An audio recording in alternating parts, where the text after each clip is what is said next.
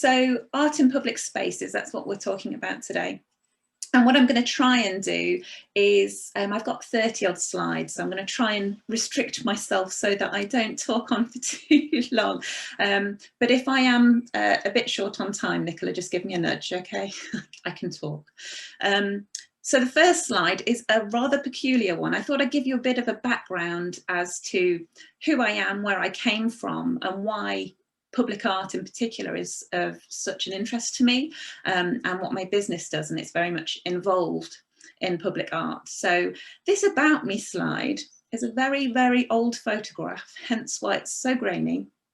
But this is of the Charlie and the Chocolate Factory ride at Alton Towers back when it was there. It's now been removed. There's something else there now.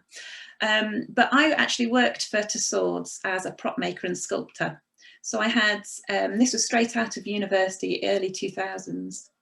And so I've had a really great grounding in the techniques used for public art, and also through trial and error, and also through learning very much from the pros, people who did this day in, day out for years, what public respond well to, and what the public, particularly families and young families, really enjoy and engage with when it comes to public art. And it's not always necessarily what you imagine. But this was a great project for me, and it's the first project I was ever involved with out of university. So, and I actually have one of those little Oompa Loompas in my garden, and I tried to go and get it so I could show you guys, but we lent it to the school because they're doing the Charlie and the Chocolate Factory book. So I'm so sorry, I was going to show you an Oompa Loompa, but it's not here. So after I spent a stint working with Tussauds, learning all about the different materials, resins, metals, wood, what worked best in different situations and scenarios. I then went on to form my own multimedia company.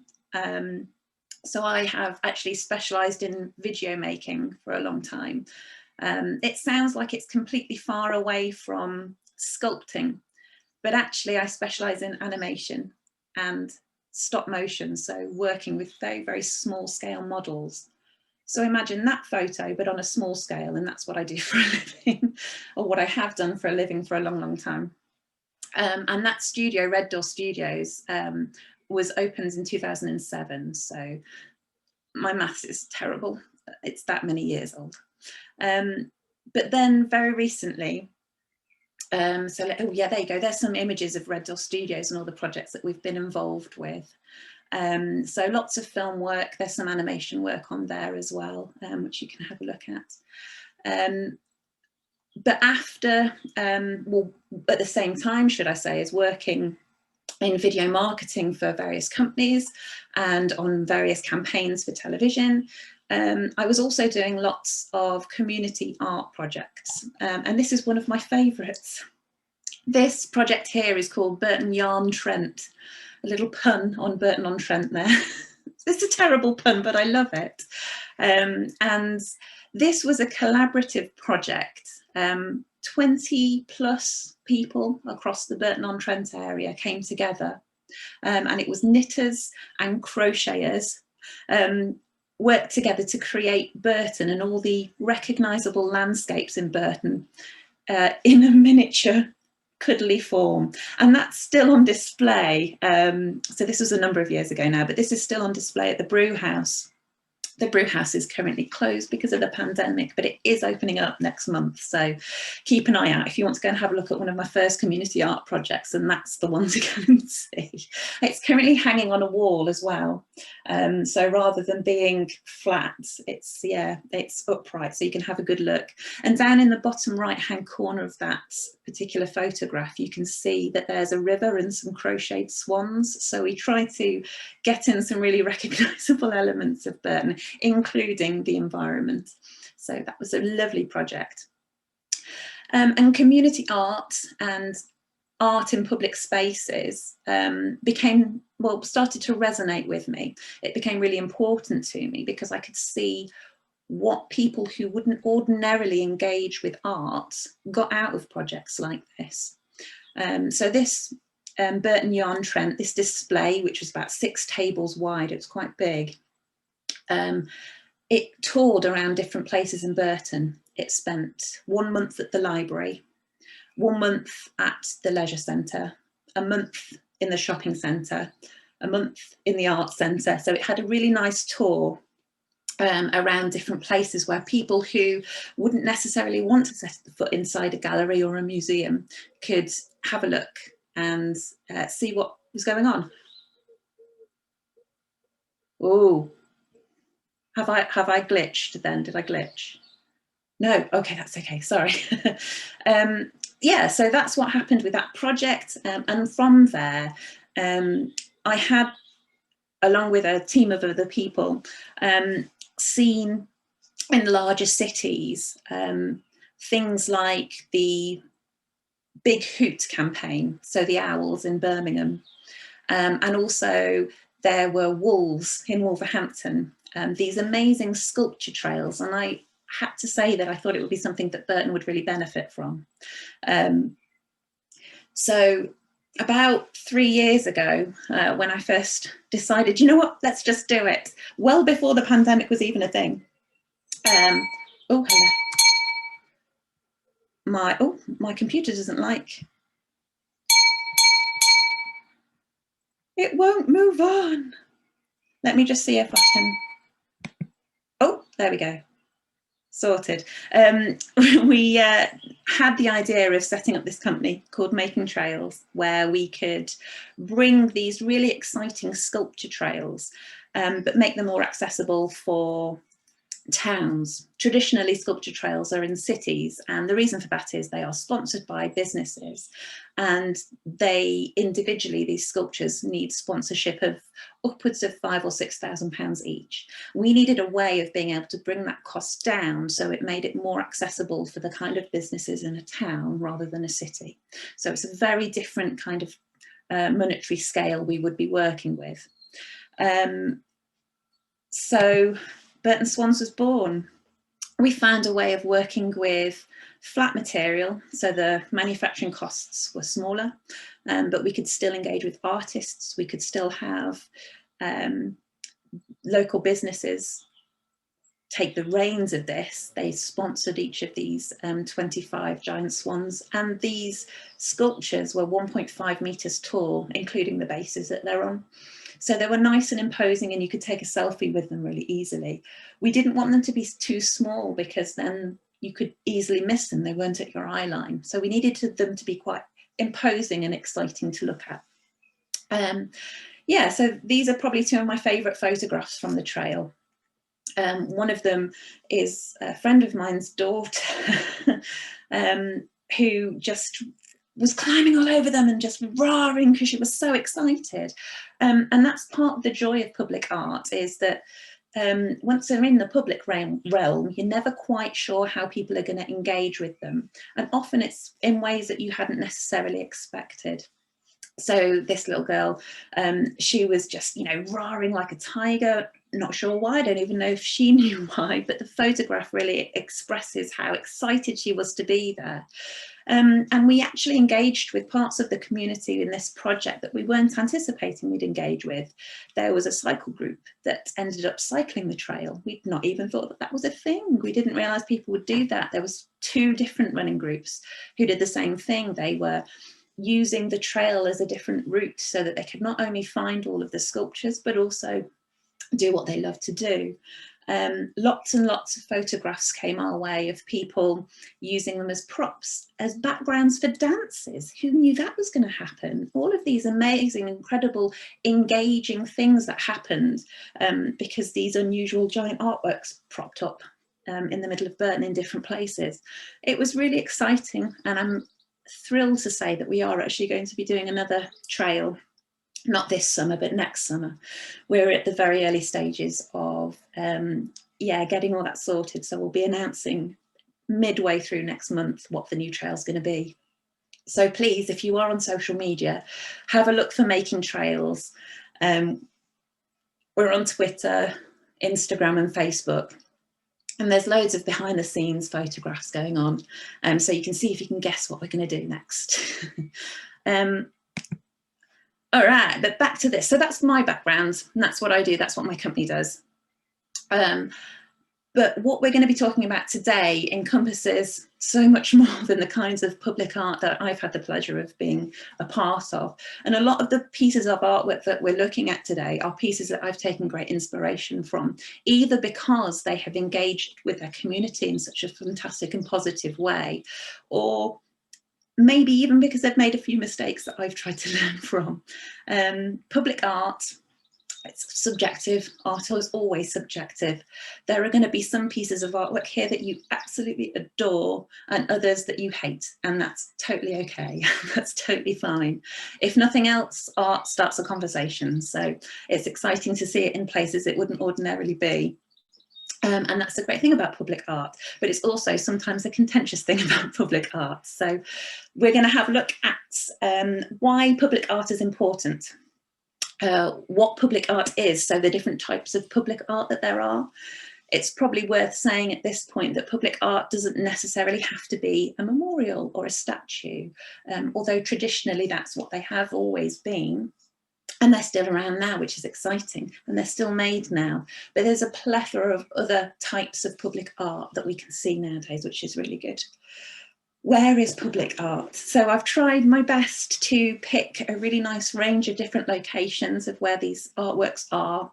Some are city or town settings. Some are very much not cities or town settings.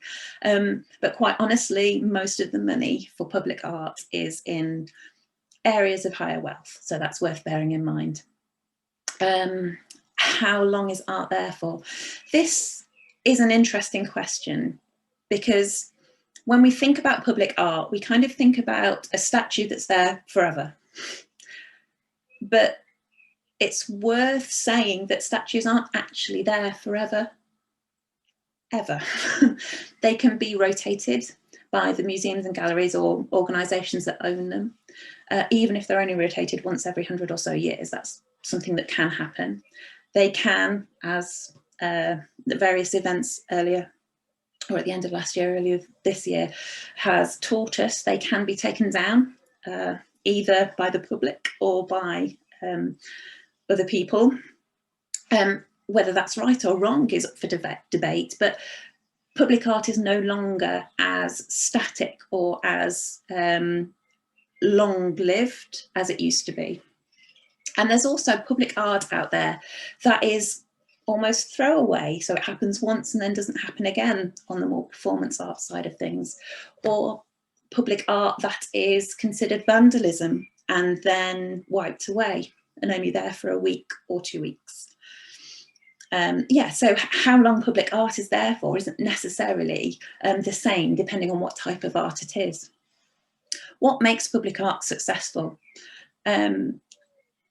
Obviously, one of the ways that we can judge whether or not a piece of art is successful is whether or not it's loved by the people who see it and live with it most often.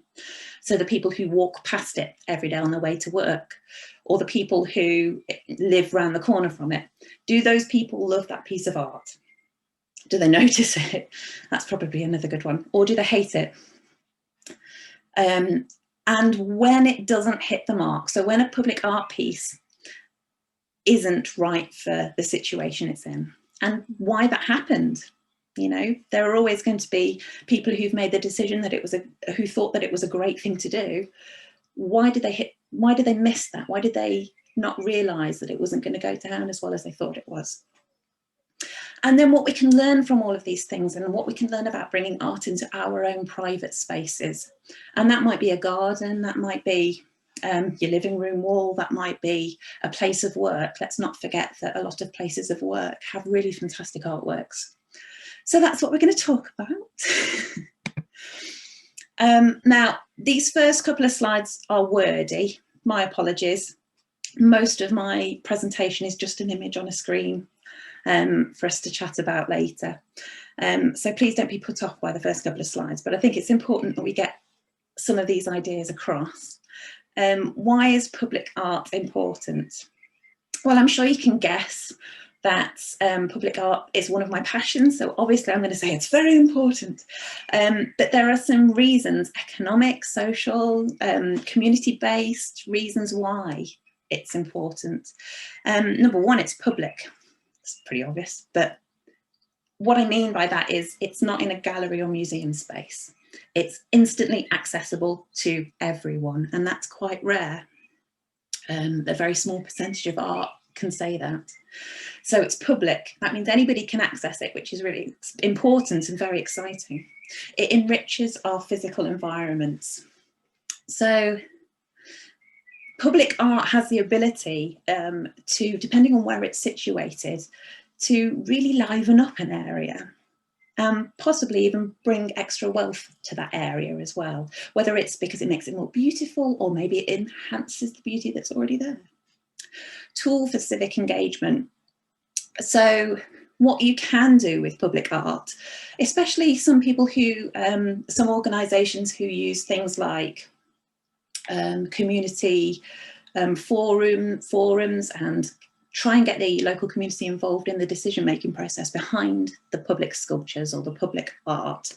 They can really engage with that community, and that community benefits very greatly from the artwork there. And they use that as a starting point to start a conversation with the local environment and the local communities as well. Professional opportunities for artists. Well, this is a really big one. Obviously, kind of thrown into sharp relief this last 12 months, how precarious many industries are, particularly one that I know most about, I guess, it's how precarious the creative industries are. So yeah, really important that we engage with our creative industries and use our local artists. And I think one of the ways that you can really gain a lot in a community by having public art is when you use an artist who is from that community.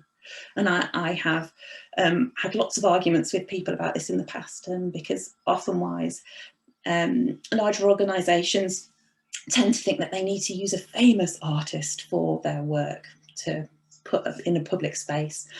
And that can have its advantages, but I think it's outweighed sometimes by actually having somebody whose knowledge of the community that they're actually going to be putting this public art in, and also has a passion about the community that they're going to be putting the artwork in. It boosts local economies. Yeah, so tourism, yay, it's a big one. So local cafes, restaurants, gift shops, all of those things will benefit if you've got reason for people to visit your area. So creating an iconic landmark is a great way to boost the local economy. Community pride. This one's amazing. And this one, we actually had lots of responses to an evaluation when we finished Burton Swans. And we were so thrilled with the amount of people who said, oh, it made me proud of Burton again. So art makes people happy, it engages with people, it allows them to interact with their environment in a way that they wouldn't ordinarily have done, and perhaps even see the good sides of their local environments as well. So community pride is a big one, and it's a really beautiful one to see happening. History and heritage. So not just history and heritage, but also things like it can raise awareness of political issues, social issues, issues that are important to the community that the artwork's going to be placed in. But yes, particularly heritage and history, I think, are important. So community art or public art really has the opportunity to, in an indirect sometimes, and sometimes a very direct way, teach us a little bit about the place that we're living in. And it creates supportive learning environments. A lot of the time, if you have a piece of artwork that has got these links with the local heritage or local history, then it can be used as a bouncing off point for local educational institutions to use for their students. So that's a really positive step. And public awareness, so raising awareness of any issues that need to be raised, you know, that awareness needs to be raised for. So that's why it's important.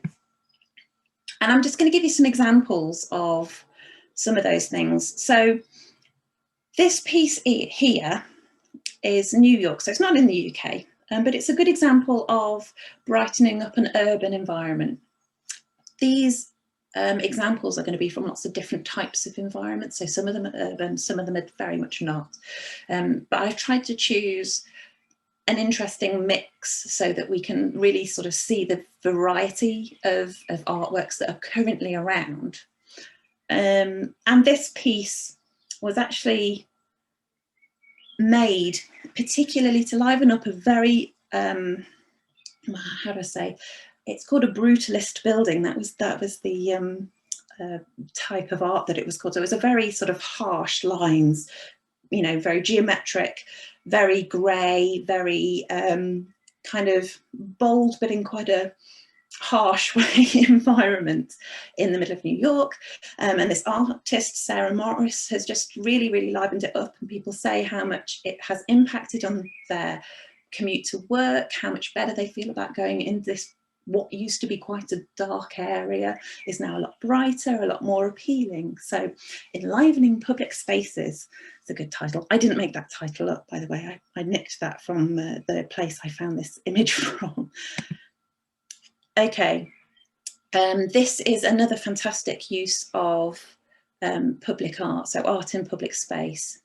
So Ai Weiwei has used hundreds and hundreds of discarded life jackets from people who have died trying to get to various different countries, particularly Germany.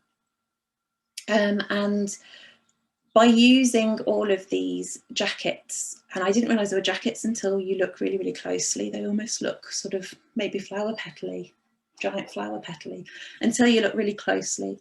And you can see that, yes, these are all discarded life jackets. So very much trying to raise awareness of the plight for people coming to countries. Yeah, and it's a very powerful piece. And I think it was a pop-up when I say pop-up exhibition, that's not quite what I mean. It was taken down, so you can see that it didn't have any permanence there, but it was a really beautiful piece of artwork that was really beautifully done, and the colour is just so stunning. Here we go. Create a spectacle. So sometimes with public art, it's really wonderful if you can attract a crowd, and that's great for the local environment because it means that you are supporting the economy in so many different ways. And this is Cloudgate. Now, Anish Kapoor is an artist who, you know, some people love him, some people hate him, and whether or not you love or hate this piece of artwork, if you stood underneath it, hopefully you can see just by the sort of bottom half of that bean looking shape, if you stood underneath it, you can see a distorted view of the crowd moving around, and it's quite spectacular. It's really beautiful, incredibly shiny, and we're all magpies, we all love a bit of shiny, and it's a wonderful piece of artwork. Cost millions, millions, but it was very, very well received. Because people could engage with it. You know, if you can see yourself, it's almost like that little bit of vanity thing, isn't it? You know, if you can see yourself and you see yourself moving, you want to interact with what it is that you can see yourself on. And it's almost like those circus mirrors that distort your body as well. So it's just a really interesting way of seeing yourself and the environment around you. But it was certainly a spectacle, and it encouraged people to engage with it. And I think that's the thing that made it so popular, was the fact that people wanted to engage with it, even if it was just by walking around it. Bringing hope. Oh, I'm sorry, that text down at the bottom is really small, my apologies. Girl with Balloons. So this was in London, and it now only exists in digital reproductions because it's an act of vandalism. This is graffiti art. It's an act of vandalism. There was no permission to put this here. No matter how famous the graffiti artist is, some councils or some organisations will still say no, they don't have permission to put this here, and we're going to get rid of it. So it only exists in reproductions now. I do have an example of Banksy, that's the artist who made this work. I do have some examples, or just one example later on in the slide, that still exists. and I'll explain why it still exists and how it still exists. But yeah, so this is Girl with a Balloon, and it's just there is always hope, that reads, in case you can't, I can't see that very well because everybody's over the top of mine, but hopefully you can see that. Memorials to the past. Now this is a very modern memorial to the past, and we are very lucky that we actually have, that's probably one of the most used reasons to have a piece of public art is a memorial. Memorial art is still very, very prevalent and always has been. This is a very modern version, and you can sort of see that it has similarities to a library. All of the bricks look like little books in a row, and it's meant to represent knowledge and doing better when you know better. Yeah, it's a beautiful piece of artwork, and also it really sits well in the environment. It's the right colour.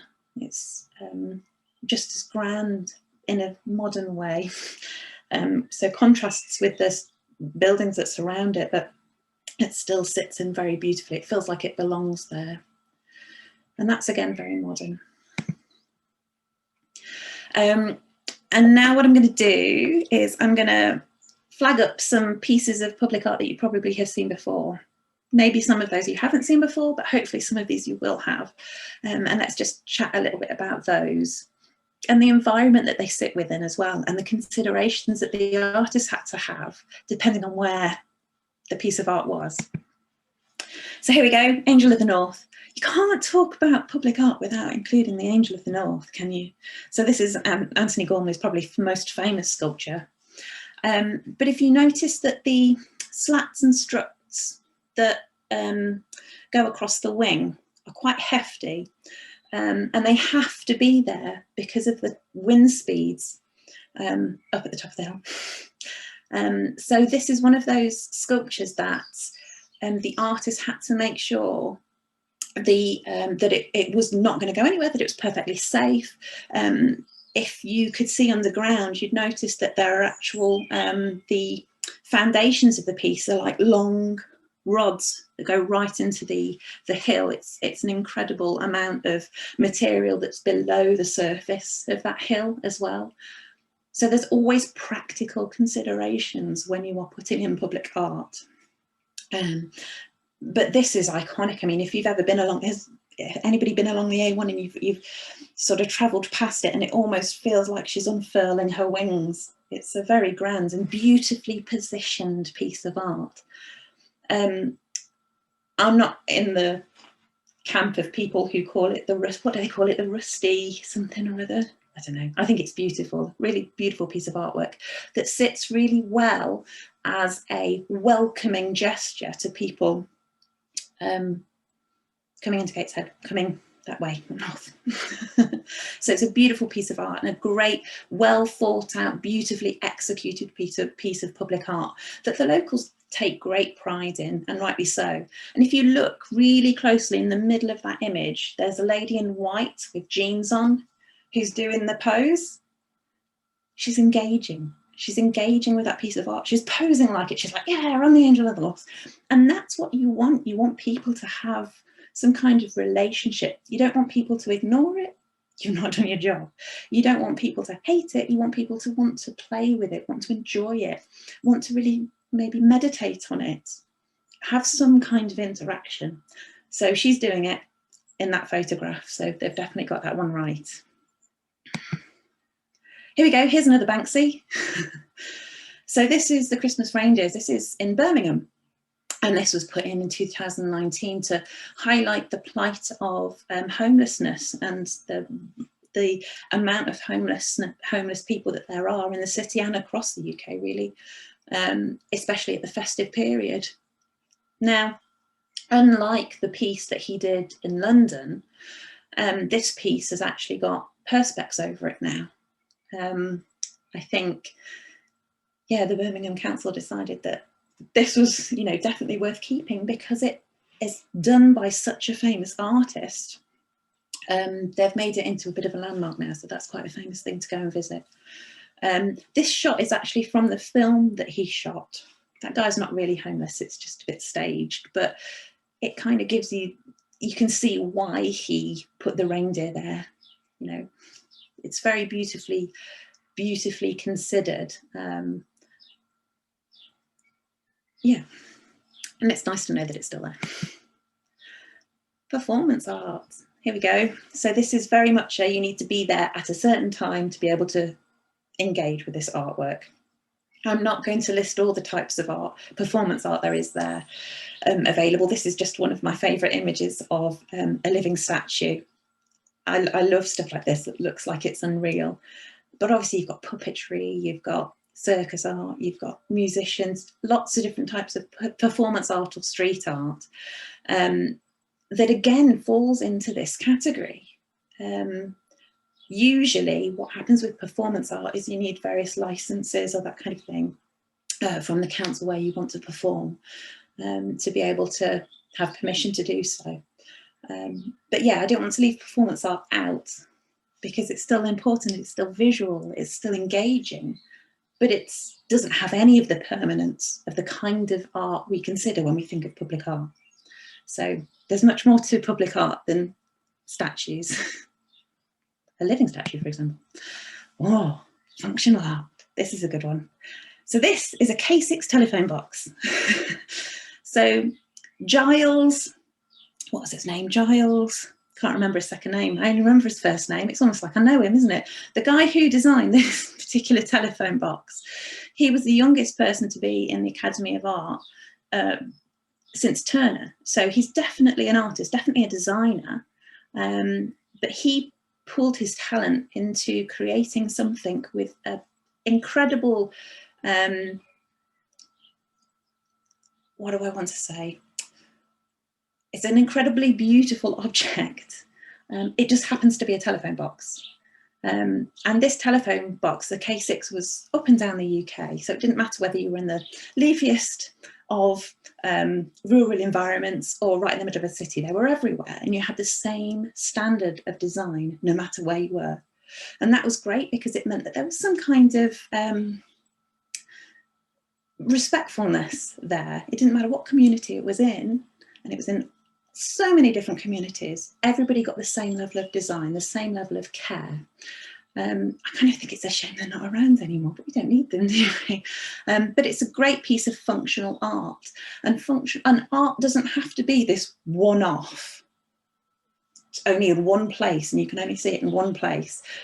Art doesn't have to be that. Sometimes it is, but sometimes it lends itself to being repeated and being in different places at the same time. Functional art is something we don't see much of necessarily, but when there's beautiful examples of it, it's worth flagging them up. So there we go, the K6 telephone box. And I'd love one in my garden if I could ever get my hand on one.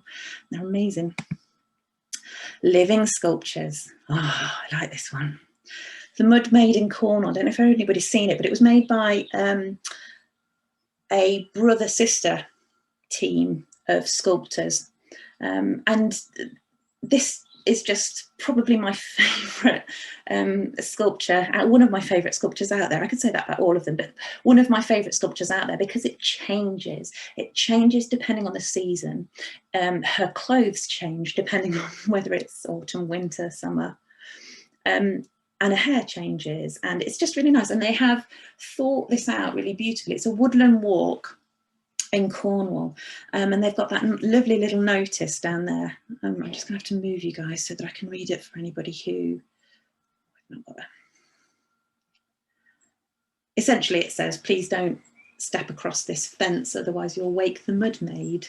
It's just a really delightful way of reminding people that actually she's a little bit delicate. Most public art people can interact with or even touch, but obviously she has an air of delicacy to her because of the living nature. So it was nice they put in that little sign. So yeah, living sculptures. And I've seen a couple of different examples of these, but this one's my favourite, especially because she really does look like she's sleeping. She looks very peaceful. But this is a lovely example of public art, because anybody can go and see them. Anybody can, her, sorry, not them. Anybody can go and see her. but it really is a magical, almost fairy tale-ish kind of experience, because it's not something you expect to see in a woodland. And that's quite fun when you place a piece of art where somebody wasn't expecting there to be a piece of art. That can be very powerful. Posters, stickers and billboards. Love them or hate them, they're around. Most of them, fair enough, I'll agree with most people here, I think, in saying that most of them are just selling you stuff and it just washes over you. Especially in a city, you might see hundreds of different posters selling you this, selling you that. But every now and then you come across a great piece of design or a great piece of thoughtfulness. And this was 2020 in Good Company in Leeds. Yeah, they put this out. Designed by Morag, and I cannot remember her second name, but if you have a look on the image, it's actually on the U part. Morag Mayerscough. So it's a great design, and obviously it was a tribute to the NHS, who are continuing to do incredible work in the pandemic. And it was just lovely that there was enough thoughtfulness, care, that people wanted to spend money on a piece of art that was just a tribute to somebody. It's just fantastic, and it looks great in the environment. It's very much an urban setting. You can see all of like the graffiti around the bottom of it. Have you noticed that there is no graffiti on the actual posters, which is nice? People have an air of respect for them, which is really lovely. But again, posters, stickers, billboards, they are all art, whether or not you like them. They have the opportunity of doing something great for a community. Okay, here we go. All right, I'm just keeping an eye on the time. I'm going to speed through a couple of these and I'm going to ignore the rest. I've only got 4 of them. But it's important to show you when it's not quite worked out that well and why it's not worked out. And you can always tell when it's not worked out well because they have a terrible nickname for the piece of artwork. So here we go. The pink poo. Yay. Pink poo. Now, this is a sunbather in New York. It no longer exists. It was taken down. And New York made a law that said you weren't allowed to put up a piece of art unless you had a public consultation. That's how much they hated the pink poo.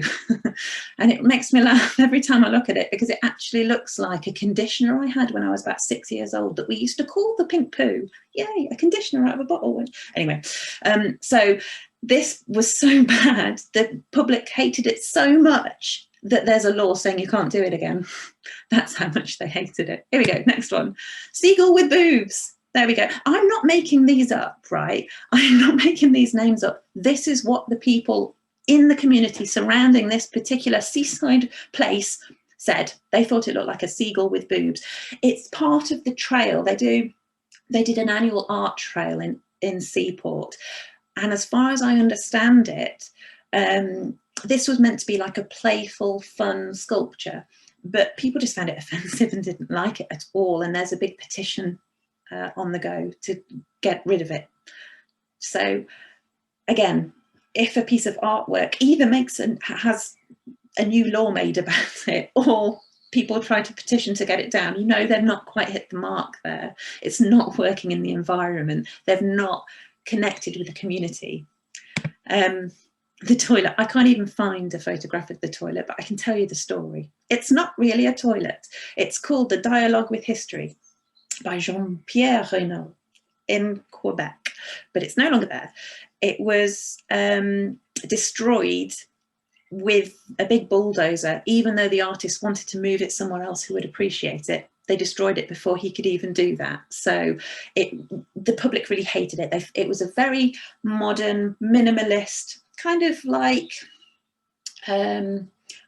ice cubes, but white. So what do I mean? Sugar cubes, that's a better analogy. There we go, sugar cubes stacked. People thought it just looked like a toilet. They absolutely detested it. They thought it was a really bad addition to their neighbourhood. So they knocked it down with a bulldozer before the artist could even move it to somewhere else. So there you go. Oh, and then I had to add something in about Burton-on-Trent. The spade. Now, some people love it, some people hate it. The controversy is there because it's not the right type of shovel to be a malt shovel, apparently. And also, and if it's trying to be a malt shovel, then obviously there wasn't enough research done there into the heritage, into the history of what they were trying to represent. The placement of it disrupts the human flow of traffic, if that makes sense. So some people don't like it because of that. That's the bit about it I like, actually.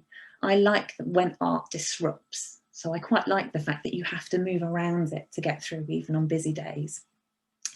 And also, just in case we weren't sure that it was about brewing, they've put a bottle of beer in the middle. So it's almost like, if you didn't realise it was about brewing, you do now. So it's kind of not giving your audience that, I don't know, it's kind of trying to give your audience too much. You're making it too obvious for them. You're not giving them any credit at all. So there are a few things about that particular piece of public art that is pretty controversial. And that's in what I consider to be my hometown. So I thought I had to put that guy in. Speeding through. What's my favourite piece of public art? Now, this changes every time you ask me, but I thought I'd end on a positive note, because you can't end on the ones that haven't really hit the mark, can you? So I wanted to end with this one, which hopefully everybody's seen and everybody knows about.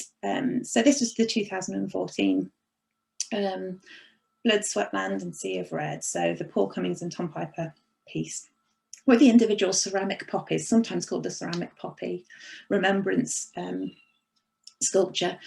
And what they've done, which is really beautiful, is these individual poppies were bought by various different people, and they they're either in the process of trying to find out where they've all gone to, or they have, and they've made a digital map of where all of these poppies are now. So not only was it a beautiful spectacle, it was only there for a certain amount of time, but it was a beautiful spectacle that people could visit and see. It was then dismantled, but there seems to be this sort of still connection to it, either through people who've got the ceramic poppies, one for each person who died in the regiments, is that correct? Some people saying, I don't know. But it's also that connection that people have to the original piece, either through by having one of these ceramic poppies or by being able to see where these ceramic poppies now are. That's a really beautiful use of art, and also use of something that doesn't have permanence. So that I really think that was a beautiful, beautiful piece that went down so well and was so very respectful. I loved it. All right, so razzing through, I've only got a couple more slides left, I promise. Possible pitfalls of public art. Okay, cost. I mentioned it once and I've tried to stay away from it. The cost of public art can sometimes be quite controversial, but hopefully, if you have done your homework and have got a piece of art that really suits the environment that it's in and suits the community, and the community feel a resonance with it, and tourists enjoy it, then hopefully the money you spend on a piece of public art will come back into the community anyway. Public opinion, that's the big one. You can never really judge that beforehand, although more and more people are doing community consultations, which I think is a good way of at least trying to find out whether or not it's suitable in the area. Vandalism and upkeep, that's a biggie. If it's public, somebody has to take ownership of it and make sure that if it is vandalised, it's repaired promptly and timely so that people can enjoy it again. But also if it needs upkeep, for example, the living sculptures, that somebody again has ownership of that and somebody is paid to keep it looking fantastic for the public. It's not something that you can just put out there and forget about and run off. It's not what public art is. So those are the possible pitfalls, but to avoid them, these are the questions you need to ask. And it's important stuff, because these are the kind of questions you need to ask yourself when you are looking at getting art for your own private spaces. So same for both. Who is it for? All right, is it for, and these are important questions, and they're not obvious answers all the time, because sometimes it might be, do you know what, it's for tourists, it's not actually for the people who live here, maybe. Or maybe, who's it for? It's for our community. We want our community to love it. What is it for? Are you trying to raise awareness? Are you trying to memorialize something? What are you trying to do with this sculpture? Sometimes these questions are not asked. That's why they do not have good public opinion. How will it complement its current surroundings? Super important. Do you want it to stand out? Do you want it to blend in so it's discoverable? Yeah, there's different viewpoints, different ways that you can approach having public art in a setting. How long will it be there? Is it a pop-up? Is it going to be there 2 days, 3 weeks, a couple of months, a few years maybe? Or are you planning for it to be there forever? And if it is there for a long, long time, you have to make sure that you've got an appropriate care package so that it can be there forever. So who's looking after it? Art in the workplace. Okay, so if you've asked yourself those questions and actually you've decided you want art in the workplace, this is a ridiculous example. They obviously had a lot of money to splash, a lot of cash to splash here. They've got not only Anish Kapoor, but also a Damien Hirst in their foyer, in their reception area, the Deutsche Bank, London's reception. Yeah, so obviously they have a lot of money. They're trying to show people how well they're doing, aren't they? They're using art to showcase how good they are, how wealthy they are. It's another use of art. But art in the workplace, apart from that, ignoring that, it can improve your sense of well-being, your staff's sense of well-being. It can make a corner of your office more appealing and more enjoyable. People want to spend more time there. Art makes people happy. So it really can improve the well-being of the people who are in that environment. So don't have to spend that kind of money on it, but you can work with artists or buy prints even. It doesn't have to cost the earth to really enhance an environment for your colleagues and staff. Art in the garden. Oh, art in the garden is wonderful. And the great thing about art in the garden, if it's your garden, you can do what you like. I do have a real love of art that's useful or that moves or that you can interact with. So I love the idea of like a garden chessboard. I think that's wonderful. But everybody's tastes are going to be different. Still ask yourself those questions.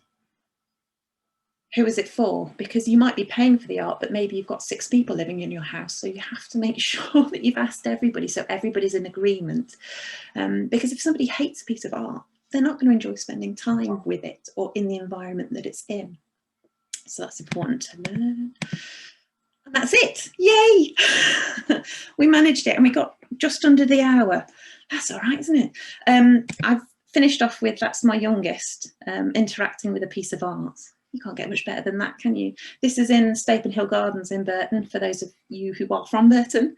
This was the mirror swan, the swan that was in the Stapen Hill Gardens at the bottom. Top left-hand corner of that image, you can see the river behind it. So it's situated right next to the mirror. So the reflective nature of that swan and the reflective nature of the river ran parallel. And then it reflected all of those incredible plants.